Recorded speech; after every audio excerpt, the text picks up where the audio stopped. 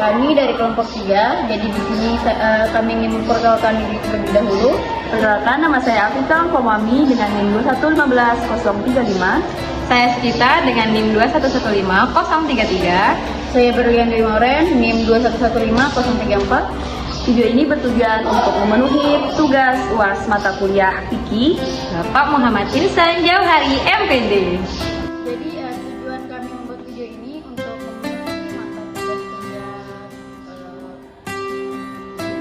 mengenai tugas UAS membuat kuliah yaitu Penyelesaian zakat dan praktek pelaksanaan perawatan jenazah. Tidak usah berlama-lama, langsung saja. Assalamualaikum warahmatullahi wabarakatuh. Perkenalkan, nama saya Berlian Dwi Moren, NIM 2115034. Jadi di sini saya ingin mempraktekkan cara perawatan jenazah, yaitu cara memandikan jenazah.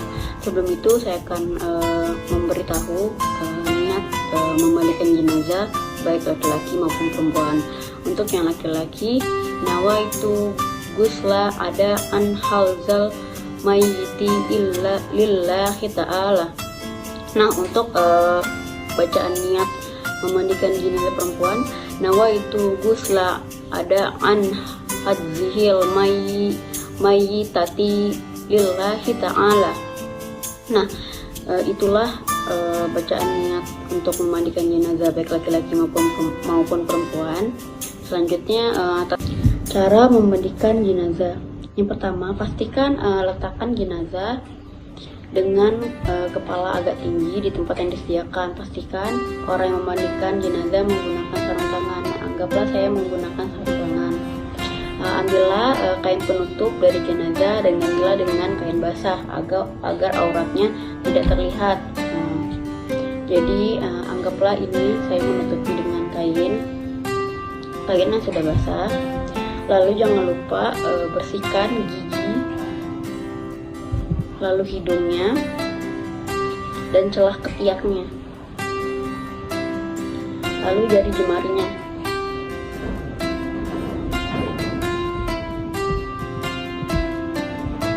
Nah, untuk yang ketiga, bersihkan kotoran jenazah baik yang keluar dari depan maupun dari belakang terlebih dahulu. Caranya, tekan perut perlahan-lahan agar apa yang ada di dalam keluar, kemudian siramkan atau basuh seluruh tubuh jenazah dengan air sabun. Nah, menekan itu pelan-pelan, jangan brutal agar kotorannya juga bisa keluar dengan bersih. Lalu abis itu kan sudah keluar kotoran yang ada di badan, lalu ini bersihkan anggota badan jenazah itu dengan sabun. Nah, setelah itu siram dengan air bersih dan seperti yang sudah saya katakan tadi niat-niatnya. Lalu membaca niat memandikan jenazah laki-laki dan perempuan. Dan selanjutnya setelah membaca niat, miringkan kepala jenazah ke kanan.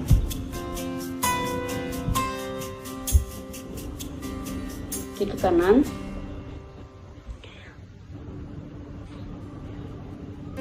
Basuh bagian lambung kiri yang paling belakang. Setelah itu siram, jadi seperti ini. Maaf saya mirorkan ini. Setelah itu siramkan dengan air dari ujung kepala sampai ujung kaki dengan air kapur barus. Lalu jenazah kemudian diwudukan seperti orang yang berwudu sebelum sholat. Perlakukan jenazah dengan lembut, baik saat membalik menggosok anggota tubuh. Nah, kita kalau misalkan memandi jenazah itu tidak boleh kasar ya, walaupun memang mereka sudah meninggal, tapi tetap kita harus memperlakukan perawatan jenazah itu dengan baik dan hati-hati.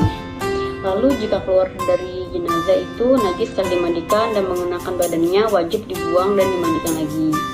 Jika keluar najis setelah di atas kafan, tidak perlu diulangi mandinya, cukup. Lalu bagi jenazah perempuan, sanggul rambutnya itu harus dilepas, dibiarkan terurai ke belakang setelah disiram dan dibersihkan. Lalu dikeringkan dengan handuk dan dikepang. Keringkan tubuh jenazah setelah dimandikan dengan handuk setelah tidak membasahi kain kafan. Nah, untuk yang terakhir, setelah prosesnya pemandian jenazah, berilah wangi-wangian yang tidak mengandung alkohol sebelum dikafani. Biasanya menggunakan air kapur barus. Nah, itulah penjelasan mengenai tata cara pemandian jenazah. Jika kurang saya mohon maaf, saya tutup. Wassalamualaikum warahmatullahi wabarakatuh. Assalamualaikum warahmatullahi wabarakatuh. Pada video kali ini saya ingin menjelaskan penyelesaian membagi zakat dalam bentuk studi kasus. Kita langsung saja ya. Studi kasusnya seorang perempuan meninggal dunia dengan ahli waris seorang suami, seorang ibu dan seorang anak laki-laki serta yang ditinggalkan sebesar 300 juta. Maka pembagiannya adalah pertama kita harus mengetahui satu seorang suami mendapat yang 1/4. Kalau satu orang ibu adalah 1/6. Jadi rangkauannya adalah satu suami ada 1/4, ibu 1/6. Untuk mengetahui 12 di sini, itu kita harus mengetahui keempatan 4 dan 6. Itu adalah 12, maka letakkan 12 di sini. Jadi 1/4, 4 kali berapa hasilnya 12, yaitu 4/3. Terus 1/6, 6 kali berapa hasilnya 12? Dapatnya 2, jadi 2 ditambah 3 hasilnya 5. Untuk mengetahui sisa untuk anak yaitu 5 tambah berapa hasilnya 12, yaitu 5 ditambah 7, jadi sisa dari anak adalah 7. Jadi nominal harta yang ditinggalkan tadi adalah 300 juta, jadi 300 juta dibagi 12 hasilnya 25 juta. Kemudian untuk suami 3 dikali 25 juta, 3 dikali 25 juta hasilnya 75 juta.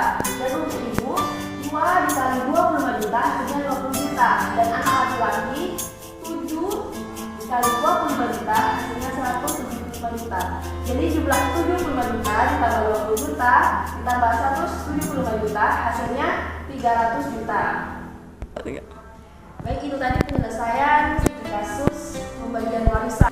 Assalamualaikum warahmatullahi wabarakatuh. Perkenalkan saya kita dengan nilai 21,5,33. Di sini saya Jika Bapak Fulan memiliki 200 gram beras, berapa zakat yang harus dibayar Bapak Fulan? Penyelesaian. Besarnya zakat adalah 2,5% dari 200 gram. Nisabnya sendiri adalah 85 gram per tahun. Nisab zakat emas sendiri adalah 85% per tahun. Jadi 200 gram dikali dengan 2,5% sama dengan 5 gram. Kesimpulannya, zakat yang harus dibayar Bapak Fulan jika menggunakan emas adalah 5 gram dari 200 gram. Misalkan diuangkan emas tersebut, kita jatuhkan harga untuk emas sendiri 800 per gram. Maka 200 gram emas Bapak Fulan diuangkan menjadi 160 juta rupiah. 160 juta rupiah dikali dengan 2,5% sama dengan 4 juta rupiah. Jadi kesimpulannya zakat yang harus dibayar oleh Bapak Fulan adalah 4 juta rupiah jika emas tersebut diuangkan. Pembahasan kedua adalah zakat pertanian. Seorang petani menghasilkan gabah kering seberat 2 ton. Pertanyaannya, berapa zakat yang harus dikeluarkan? Bagaimana bila irigasinya berasal dari tada hujan atau air irigasi tidak berbayar? Persen irigasi adalah 5% karena tidak berbayar. Untuk panen gabah kering sendiri sama dengan 2 ton atau 2000 kg. Lebih besar dari nisab padi yaitu 1.631 ton gabah. Jika petani membayar irigasi, maka akan diperhitungkan sebesar 5%. Untuk biaya irigasi sendiri 5% jika petani tersebut membayar. Jadi 2 ton sama dengan 2000 kg. Lebih besar dari nisab. Maka 2000 kg dikali dengan 5% sama dengan 100 kg gabah. Jika irigasi sawah berasal dari pengairan gratis, maka biaya sebesar 10%. Sehingga 10% dikali dengan 2000 kg gabah kering sama dengan 200 kg gabah kering. Maka biaya yang harus dibayar petani adalah 200 kg gabah kering. Jika diuangkan, 10.000 per kilo dikali 200 kg sama dengan 2 juta rupiah. Untuk zakat provinsi sebesar 2,5% sama dengan zakat emas. Hitungannya yaitu misalkan penghasilan sebesar 5 juta per bulan kali 12 sama dengan 60 juta. 2,5% dikalikan 60 juta sama dengan 1.500.000. Jadi 1.500.000 tersebut yang harus dibayar zakatnya.